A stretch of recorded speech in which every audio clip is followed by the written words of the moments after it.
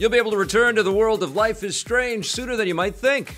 Don't Nod Entertainment has announced that their long-awaited sequel, Life is Strange 2, will finally arrive September 27th, with the first episode available simultaneously on the PS4, Xbox One, and PC. They haven't said how long of a wait there will be between future episodes of the game, but more details will be announced soon. This is the first full Life is Strange game made by Don't Nod since the original game came out in 2015, with last year's prequel, Before the Storm, being handled by a different developer. If you can't wait until September, Don't Nod has a short spin-off called The Awesome Adventures of Captain Spirit, set in the same universe. That's out next week.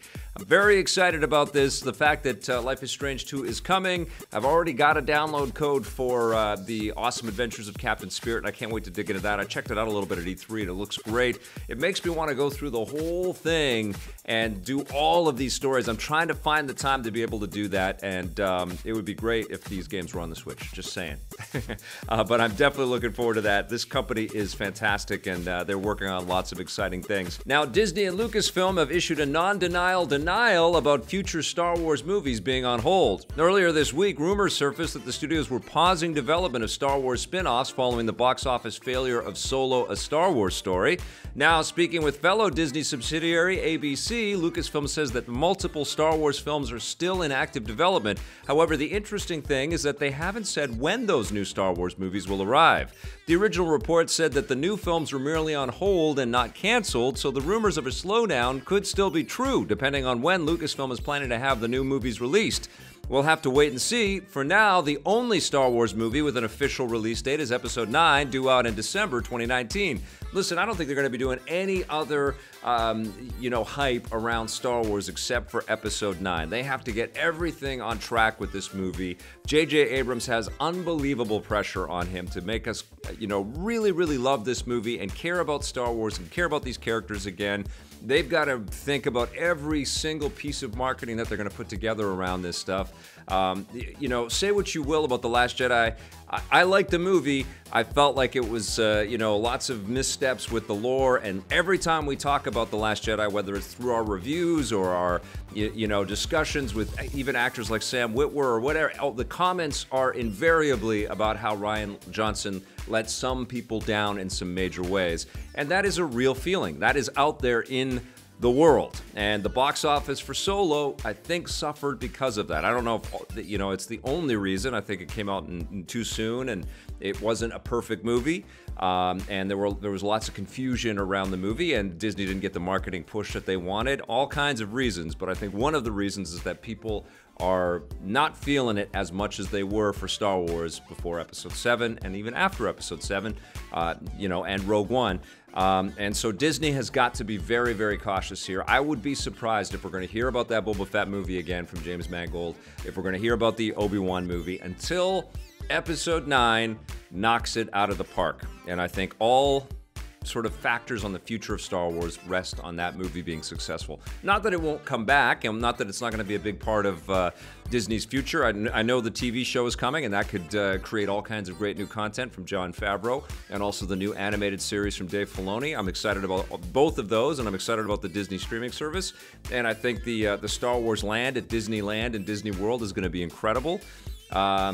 All of those things will, furnish excitement and enthusiasm for more, but so much rests on us loving Episode 9. And I don't know if Star Wars has ever had this amount of pressure before. It's going to be interesting. Anyways, the immortal slasher villain Jason Voorhees isn't strong enough to overcome a litigious copyright issue. Friday the 13th game maker Gun Media has confirmed rumors that they won't be able to make any new DLC for the game. They had planned to continue releasing new characters, skins, maps, and other in-game content, but they've been forced to put those plans on hold due to a complicated legal battle surrounding the rights to the franchise. The screenwriter behind the original Friday the 13th film, Victor Miller, is suing the current rights holders, saying that a provision in copyright law means that the rights to Jason and the other characters should revert back to him, which would invalidate the existing deal struck by the game makers. This means no new DLC can be made until the legal dispute is settled. Gun Media says they'll continue to support the existing game with patches, new servers, and other technical tweaks. It is amazing how complicated it is to work with these licensed properties and how many things, can get in the way, and how many parties and people, have legitimate rights or claim to have rights on all of these things, and it can muddy the waters in lots and lots of ways. And that's a big part of the reason why we don't see, a lot of the, remasters and remakes and sequels even to properties that we love, because there are so many stakeholders involved in the creation of the original. And I point to, this is a little of a bit of a diversion from this kind of conversation, but the SSX games were so loaded with licensed music, and sometimes there's licensed boards and things like that, that it's so tricky, no pun intended, to bring something like that back into the world, and even something like this, which has been so long in gestation, and there's been so many people involved along the way, and so many different licensing rights carved up along the way too, with action figures and posters and all kinds of stuff. I was really surprised that a small developer sort of came out of the blue and put together a pretty cool game here with Friday the 13th, and I was happy for everybody, but it doesn't really surprise me that the rights are a little more complicated than many people probably originally thought. Hopefully this will all get figured out, and Victor Miller and any of the other parties that are involved will see the value in this game, and the sort of the brand value it's bringing back to Friday the 13th is positive, and I'm sure some money will exchange hands and more will come. We'll see. But speaking of legal problems, Fallout maker Bethesda is dropping a legal bomb.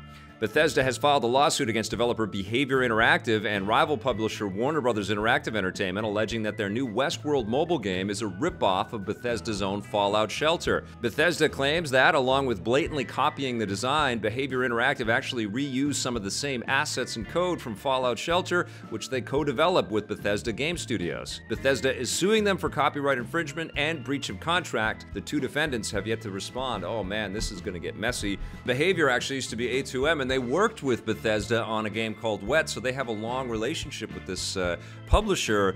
And if they've reused assets and haven't cleared that, that's wrong. You got to do that. And if Bethesda's got merit to all of this stuff, then Behavior's in a kind of a sticky position here. And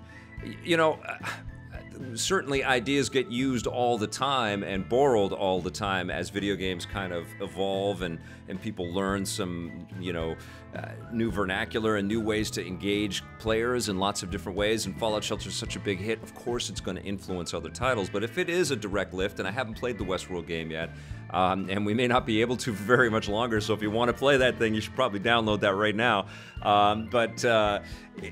If it is a blatant ripoff, then yeah, Bethesda should go after them for sure, It's big business, though. These are billions of dollars, and Fallout Shelter, I think they made the statement at the Bethesda press conference at E3, has been played by more people than all of the other Fallout games combined, and downloaded like crazy, and it's got a huge audience, and of course it was just released for the Switch. So I don't blame Bethesda at all for going after this. It's just, it sucks for everybody involved, and hopefully things can get worked out. And it sounds like there might be some pretty big patches coming to the Westworld game. All right, that's going to do it for the rundown. But right now, let's move on to this day in everything cool.